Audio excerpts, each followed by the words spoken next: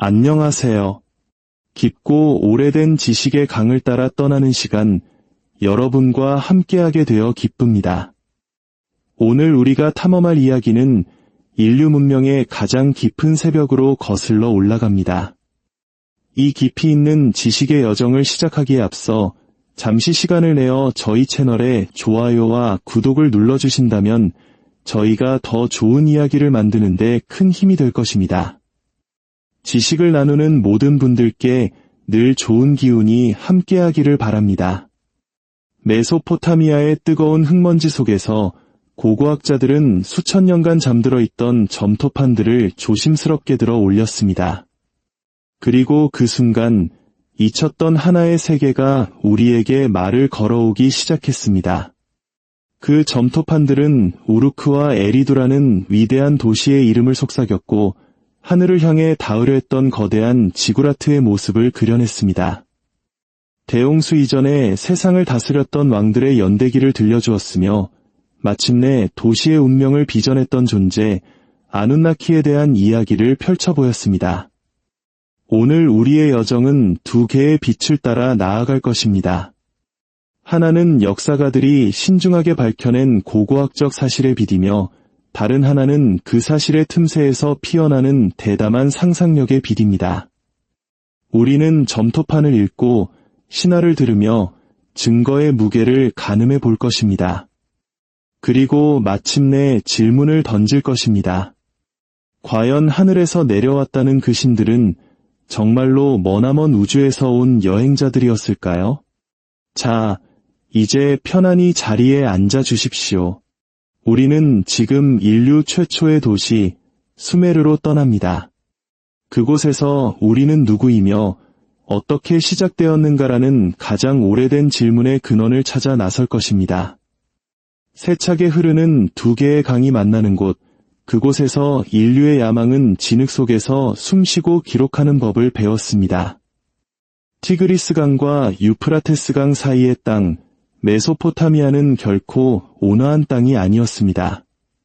강은 예고 없이 변덕을 부려 어느 계절에는 둑을 쌓아 올리다가도 다음 계절에는 새로운 물기를 내며 땅을 핥히었습니다. 여름 하늘은 숨막히는 열기로 땅을 짓눌렀고 겨울비는 길을 질퍽한 진흙탕으로 만들었습니다. 광활한 평지 위를 스치는 바람 소리는 지금 들어도 태고의 목소리처럼 아득하게 들립니다. 하지만 바로 이 척박하고 거친 땅에서 인류 역사상 완전히 새로운 무언가가 시작되었습니다. 흩어져 있던 작은 마을이 아닌 거대한 수로와 신전, 체계적인 노동 일정, 그리고 마침내 말을 눈에 보이는 기호로 바꾼 문자 시스템으로 묶인 인류 최초의 진정한 도시들이 솟아오른 것입니다. 이렇듯 생존의 필요성과 상상력의 결합이 바로 수메르 문명을 탄생시켰습니다. 그것은 무언가를 기억하고자 하는 우리의 가장 원초적인 욕망만큼이나 오래된 문명이었습니다. 지리적 환경은 발명을 강요했습니다. 비옥한 충적 평야는 풍부한 실트를 제공했지만 돌이나 쓸 만한 목재는 거의 찾아볼 수 없었습니다. 그들에게 풍부했던 것은 오직 갈대와 진흙, 그리고 신에 대한 믿음뿐이었습니다. 수메르인들은 밭에 물을 대는 동시에 강의 범람을 다스리는 운하를 파는 법을 터득했습니다. 그들은 오래된 강둑 근처의 높은 지대에 정착지를 세우고 갈대로 엮은 매트 위에 햇볕에 말린 진흙 벽돌을 겹겹이 쌓아 올렸습니다. 그들의 끈기 있는 건축 방식은 오늘날 우리가 보기에는 고집스러울 정도였지만 놀랍도록 효과적이었습니다. 운하는 생명의 동맥이 되었습니다. 물과 농산물, 상품과 사람을 실어 날랐죠. 하지만 운하는 끊임없는 관리를 요구했습니다. 방치된 운하는 토양에 염분을 스며들게 하여 황금빛 보리밭을 병든 얼룩덜룩한 땅으로 바꾸어 놓았습니다. 즉, 국가는 화려한 궁전의 뜰에서만큼이나 어쩌면 그보다 더 먼저 흙파는 운하 옆에서 탄생했습니다. 물을 관리하는 것이야말로 먹고 살아야 하는 백성을 다스리는 것의 본질이었기 때문입니다. 수메르라는 이름이 붙기 훨씬 전부터 수백 년에 걸친 준비 기간이 있었습니다. 고고학자들은 채색 토기가 특징인 우바이드 시기, 그리고 최초의 거대한 신전들이 형태를 갖추기 시작한 우루크 시기에 대해 이야기합니다. 물론 이런 명칭들은 현대의 편의를 위한 분류일 뿐입니다. 우리 이야기에서 중요한 것은 이 지역이 서서히 문명의 동력을 축적해 나갔다는 사실입니다. 신전들은 진흙 벽돌로 한층 한층 조심스럽게 쌓아 올려졌습니다. 우루크의 하얀 신전은 하늘의 신을 위한 빛나는 제단으로 신에게 바치는 제물이 오르고 기도가 내려오는 성스러운 장소로 기억됩니다. 수메르인들이 최초의 도시라고 불렀던 에리두에서는 사제들이 엔키라 불리는 지혜와 민물의 신을 모시는 사당을 돌보았습니다. 에리두의 땅은 그 자체로 역사를 말해줍니다. 후대에 지어진 신전터 아래에는 더 오래된 신전터들이 겹겹이 쌓여 있습니다. 마치 한 세대에서는 끝낼 수 없는 신과의 대화를 다음 세대가 이어가려는 듯 이전보다 조금씩 더 크게 신전을 재건하기를 반복했던 것입니다. 도시 우루크는 우리가 잠시 길게 주목할 가치가 있습니다. 전성기 우루크는 활기가 넘치는 거대한 도시였습니다. 공예품을 만드는 구역, 곡물과 기름 항아리가 산더미처럼 쌓인 저장고, 그리고 여신 이난나에게 제사를 올리는 에안나 신전구역으로 나뉘어 있었습니다. 도시를 둘러싼 성벽은 마치 단단한 근육처럼 보였습니다. 수메르인들은 도시를 단순히 상업의 중심지가 아니라 신전이라는 심장을 가진 하나의 살아있는 유기체로 여겼을 것입니다. 진흙으로 지어진 하얀 회벽의 집들 사이로 난 좁은 골목에서는 당나귀들이 울고 아이들은 버려진 점토 조각에 글자 연습을 했습니다. 사람들은 튼튼한 양에게서 얻은 양털로 짠 옷을 입고 보리가루로 만든 빵을 먹었으며 빨대가 필요할 정도로 걸쭉한 맥주를 마셨습니다.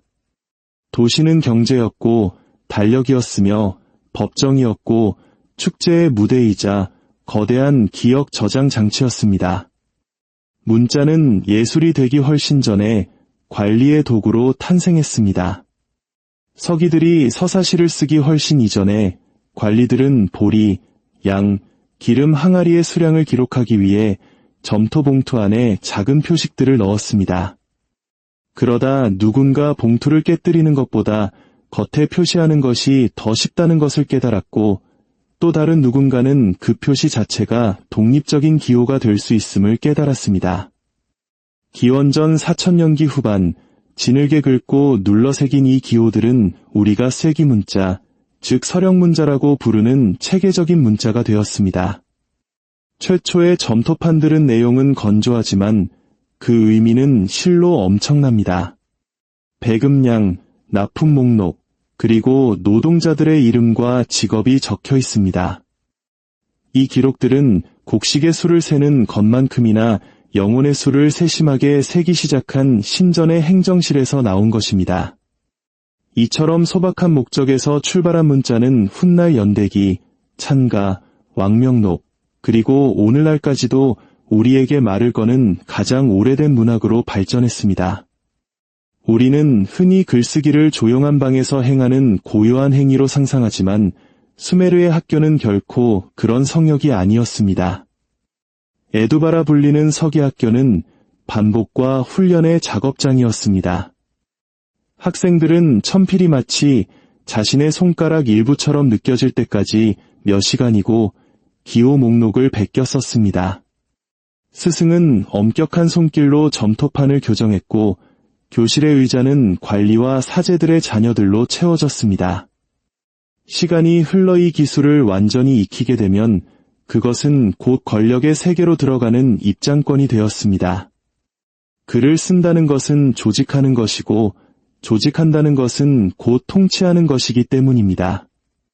우리가 열흘째 되는 날 운하를 판 자들에게 맥주 몇 항아리라고 적힌 점토판을 손에 들 때 우리는 도시와 그 노동력을 잇는 하나의 신라틀 쥐고 있는 것입니다. 수메르는 느슨한 마을 연합체가 아니었습니다. 그것은 저마다 수호신을 모시는 자랑스러운 도시국가들의 별자리와 같았습니다.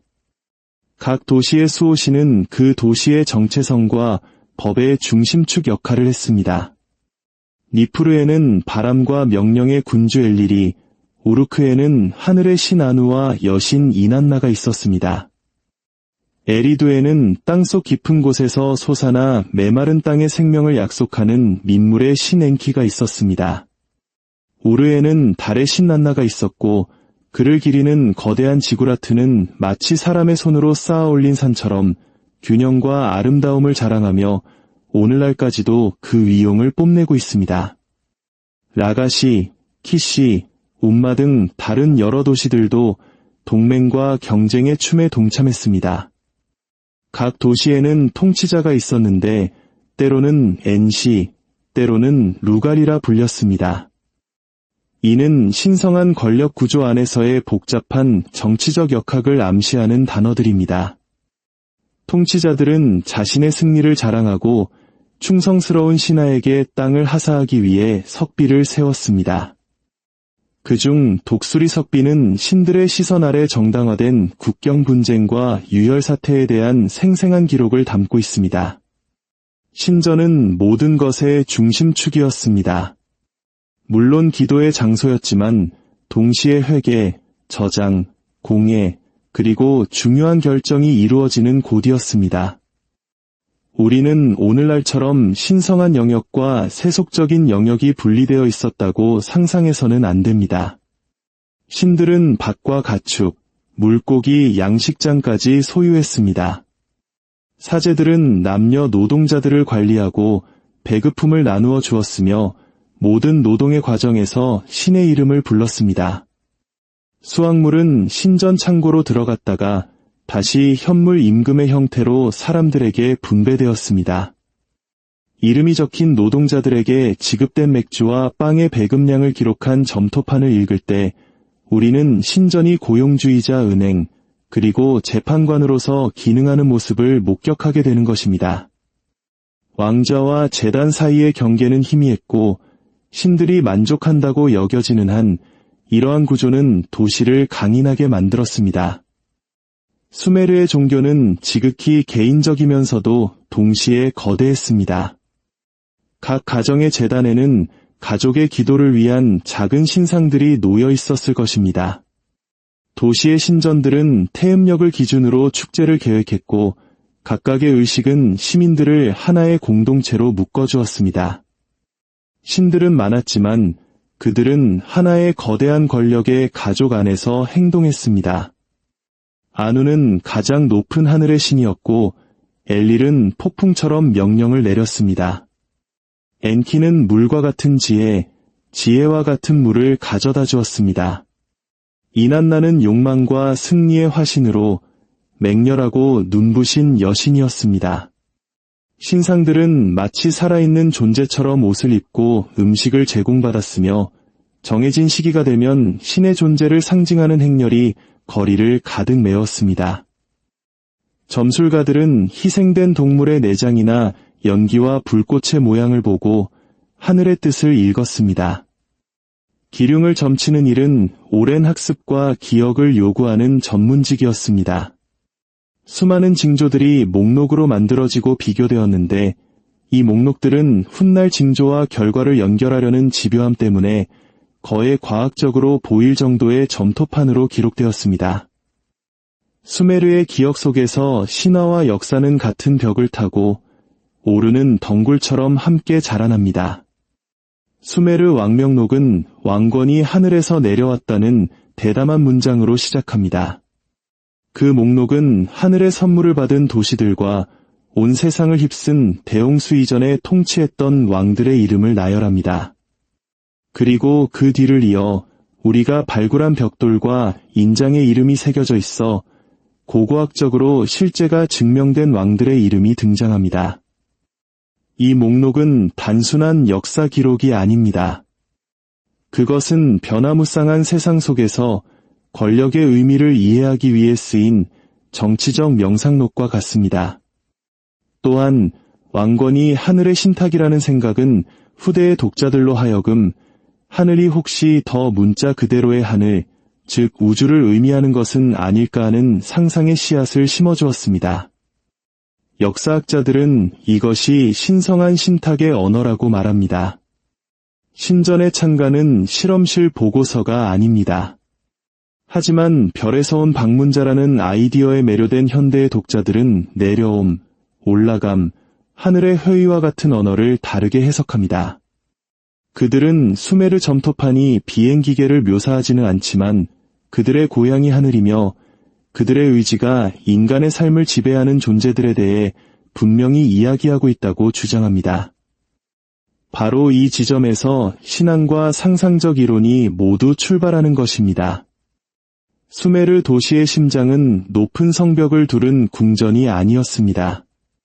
그것은 계단식 신전이 하늘을 향해 솟아있고 신이나 여신이 실제로 거주한다고 믿어지는 신성한 구역이었습니다. 안쪽 방에 놓인 신상은 단순한 장식품이 아니었습니다. 입을 씻기고 숨을 불어넣는 의식을 거친 후 그 신상은 신의 현존 그 자체가 되었습니다. 사제들은 휘장을 걷고 신상에 옷을 입히고 빵과 맥주를 바치고 기름을 붓고 향을 피웠으며 그 가사가 오늘날까지 점토판에 남아 전해지는 찬가를 불렀습니다. 이렇듯 도시 전체가 이 중심을 축으로 배열되어 있었습니다. 곡물창고, 작업장, 서기학교, 법정이 신을 섬기는 생명의 고리를 형성했습니다. 이것이 수메르인들이 신들이 우리 가운데 거하신다고 말했을 때의 의미입니다. 신은 추상적인 개념이 아니었습니다. 벽돌과 역청으로 지은 집을 가진 이웃이었고 하인을 거느린 가솔이었으며 매일 채워져야 하는 식욕을 가진 존재였습니다. 아눈나키는 이러한 여러 신들을 하나의 신의 hö의로 모으는 이름입니다. 학자들은 시대에 따라 그 용어의 정확한 범위에 대해 논쟁하지만 수메르와 아카드 문학에서 아눈나키는 종종 운명을 결정하는 위대한 신들의 집단을 지칭합니다. 이기기 라블리는 또 다른 집단도 있는데 이들은 때때로 더 젊은 신들로서 상위 신들의 일을 돕는 존재로 묘사됩니다. 후대의 신화에서는 이기기들이 운하와 밭에서 고된 노동을 하다가 마침내 반란을 일으키고 그 결과 그 노역을 대신할 인간이 창조되었다고 이야기합니다. 과학의 언어가 아닌 시의 언어로 쓰인 이 이야기는 인간이 이래야만 하는지에 대한 생생한 설명입니다. 또한 노동이 천필로 기록되고 곡물 임금이 사람들의 몸을 움직이게 했던 신전 경제의 삶을 비추는 거울이기도 합니다. 후대의 해석가들은 외계 방문이라는 질문을 가지고 강림과 승천, 그리고 인간 왕권과 신의 결합과 같은 구절에 주목합니다. 그러나 역사가는 이것이 생명은 순환에 의존한다는 농경사회의 진리를 몸으로 표현한 의식임을 압니다. 통치자는 그 순환에 참여하고 그것을 보호할 것을 맹세하는 것입니다. 그러나 이러한 해석의 차이에도 불구하고 질문은 계속 남습니다. 그들의 이미지는 너무나 생생하고 우리 자신을 넘어서는 무언가와 접촉하고 싶은 갈망은 문자보다도 더 오래되었기 때문입니다. 점토판에 새겨진 쇠기문자, 그 문자들이 품고 있는 이야기, 수메르인들은 그들의 기원과 권위를 오늘날 현대인의 귀를 사로잡는 문장들로 기록했습니다. 그들은 통치권 자체가 지평선 너머에서 내려왔던 순간과 물이 거의 모든 것을 지워버렸던 순간, 그리고 봉인된 배 안에서 끈질기게 생명을 보존한 한 생존자에 대해 이야기했습니다.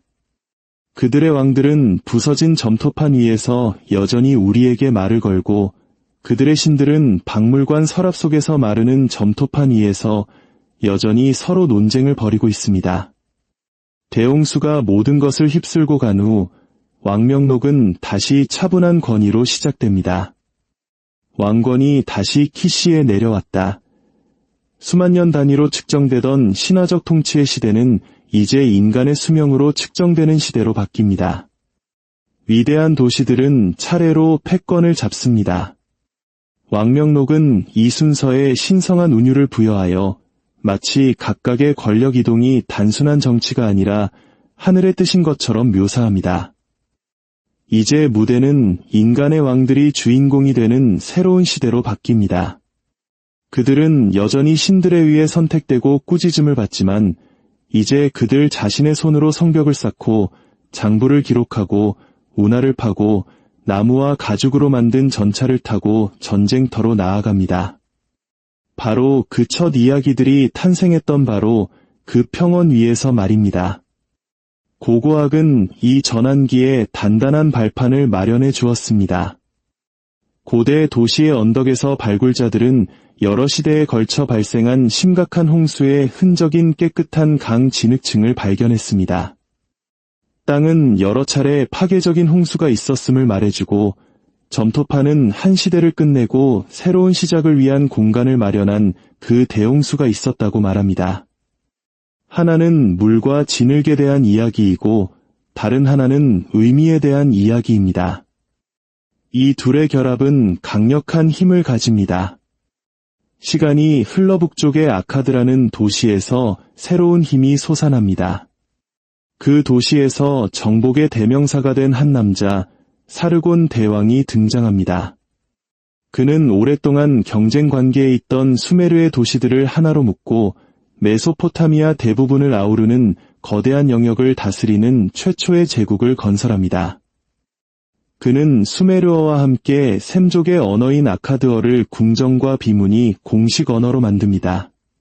그의 딸 에네두안나는 우르의 달신 난나의 대사제가 되어 이난나 여신에게 바치는 찬가를 썼는데 이는 역사상 최초로 이름이 알려진 작가의 작품으로 기록됩니다.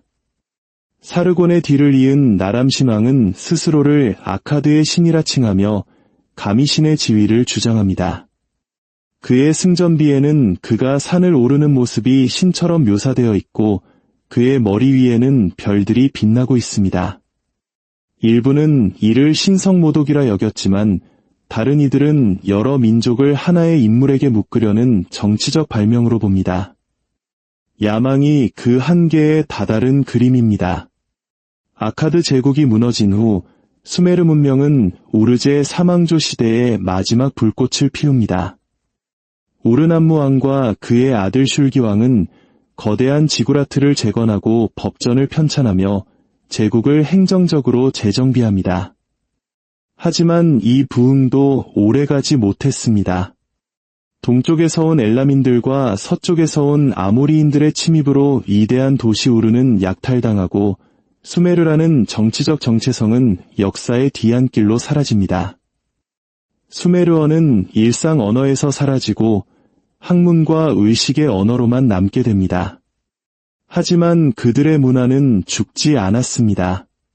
신들은 남았고 이야기는 남았으며 법과 도량형, 축제는 새로운 이름과 억양으로 계속 이어졌습니다. 이제 우리는 다시 오늘날로 돌아와 이 장대한 서사를 바라보는 또 다른 시선, 즉 고대 외계인 이론의 렌즈를 마주하게 됩니다. 닐 암스트롱이 달에 첫 발을 내디딘 후 인류가 우주를 바라보는 시선이 영원히 바뀌었던 20세기 후반, 스위스의 한 호텔 경영자였던 에리 폰데니케는 신들의 전차라는 책을 통해 세상을 뒤흔드는 질문을 던졌습니다. 고대의 신들은 혹시 별에서 온 존재들이 아니었을까요? 그는 페루나스카의 거대한 지상 그림, 이집트 신전의 기묘한 부조들, 그리고 전 세계에 흩어져 있는 신들이 하늘에서 내려왔다는 신화들을 한데 엮어 이것이 예계 문명과의 접촉의 기억일 수 있다는 대담한 가설을 제시했습니다. 그 뒤를 이어 제카리아 시친이라는 인물이 등장합니다. 그는 단순히 질문을 던지는 것을 넘어 수메르의 쇠기문자 점토판을 직접 해독했다고 주장하며 훨씬 더 구체적인 이야기를 펼쳐놓았습니다. 그의 주장에 따르면 태양계에는 3600년 주기로 공전하는 니비루라는 12번째 행성이 있으며 그곳에 사는 고등 생명체 아눈나키가 자신들의 행성 대기를 복구하는데 필요한 금을 채굴하기 위해 지구에 왔다는 것입니다. 시치는 아눈나키들이 처음에는 직접 노동을 하다가 곧 지구의 유인원을 유전적으로 조작하여 노동력을 감당할 새로운 존재, 즉 인류를 창조했다고 설명합니다.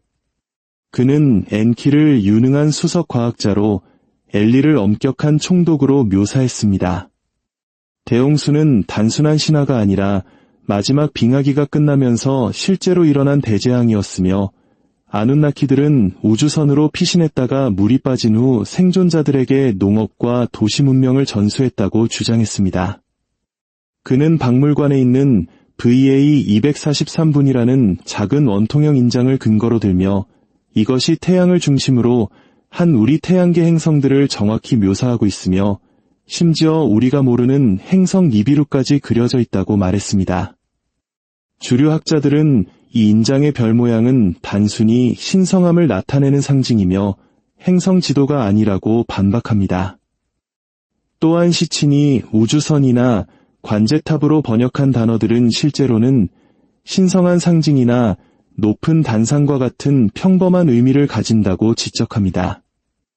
하지만 학계의 반박에도 불구하고 이 이야기는 대중의 상상력을 사로잡았습니다.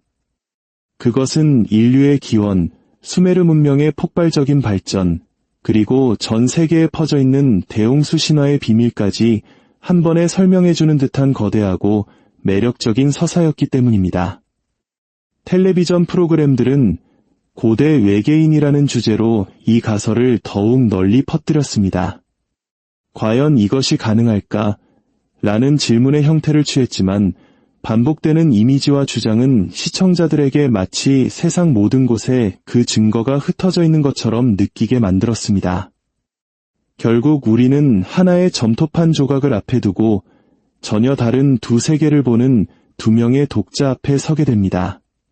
한 명은 세기문자의 형태와 문법적 맥락을 분석하며 수천 년 전 한 서기의 손길을 읽어냅니다.